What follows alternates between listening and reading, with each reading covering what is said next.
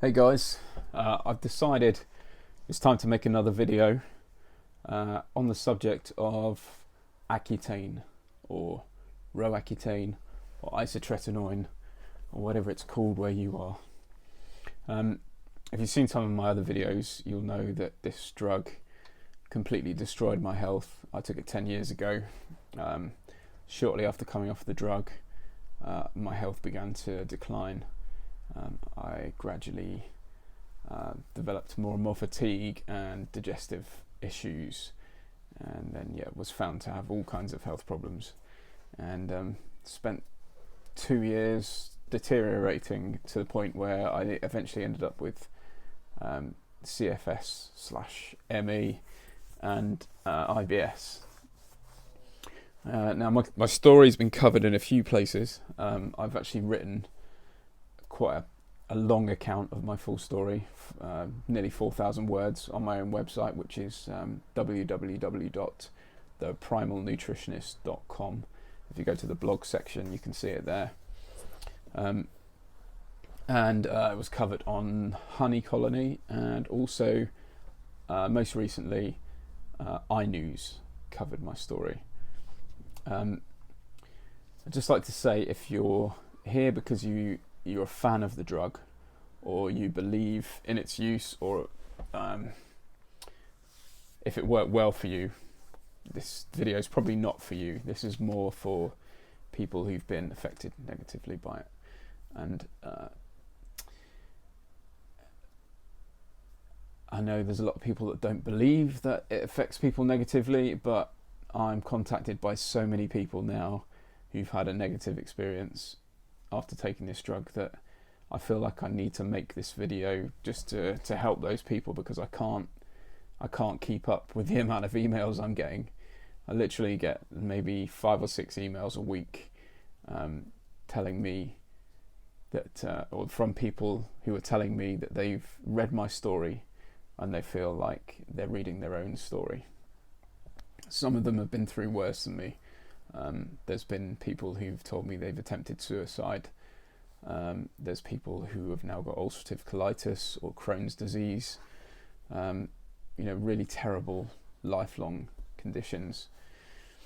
They often ask me what they can do to feel better, or simply what I've done to feel better. So I decided to make a short video just kind of outlining the things I do to feel better.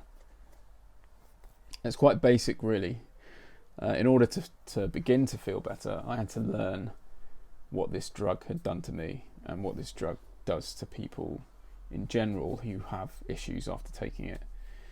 Now, when you're taking this drug, you have to have a blood test, or you're supposed to have a blood test every month to see what your cholesterol status is, and if your cholesterol, and also your liver function.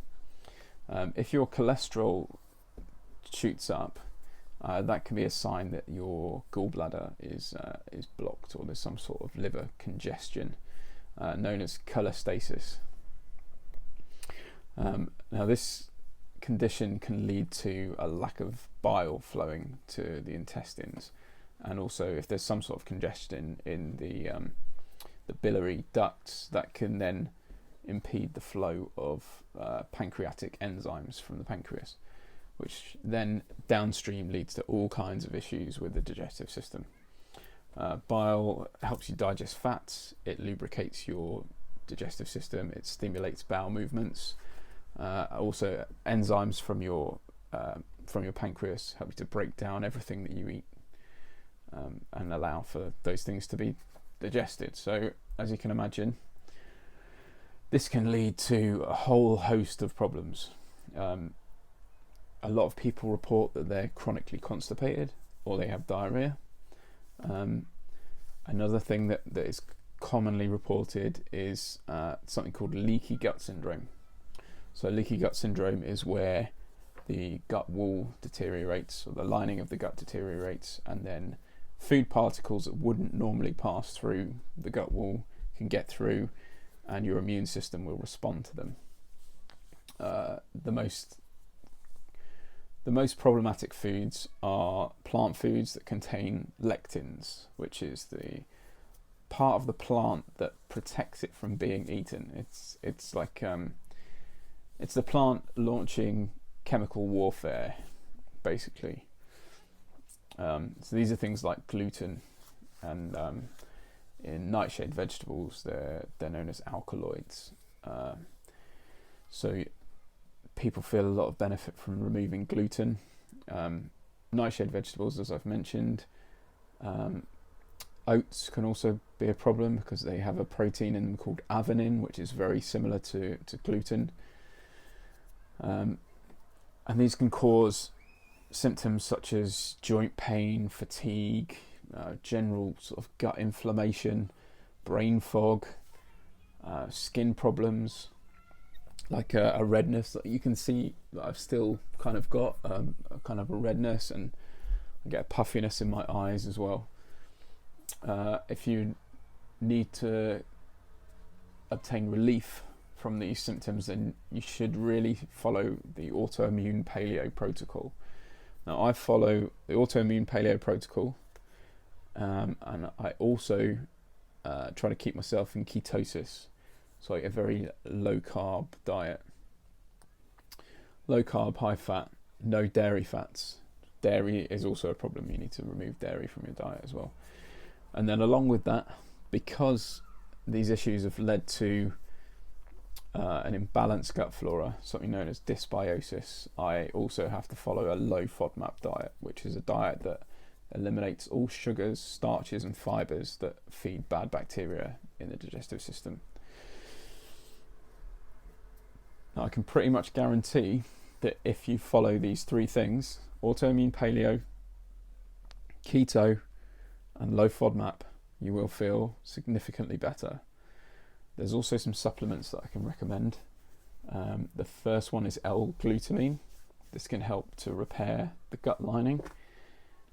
Secondly, there's also a very useful supplement called N-acetylglucosamine.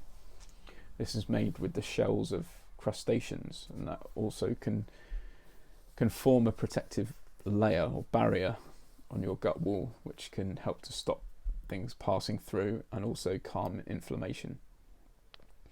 And another supplement which I've just reintroduced is something called acetyl L-carnitine, and that can actually improve brain function. It can actually help you to burn more fat for energy, and some men, I haven't mentioned this, but some men have experienced low testosterone or erectile dysfunction and sexual issues after taking Roaccutane as well, and this supplement can help with that too. I hope those tips will help you, and if you'd like to know more, please send me an email. My email address is theprimalnutritionist@gmail.com. If you'd like coaching, please send me an email at that address as well, and we can arrange something. Any other questions, just hit me up. Okay, and don't worry, I know it is shit to be left with these things after taking this drug that you thought was going to improve your life, but you're not alone.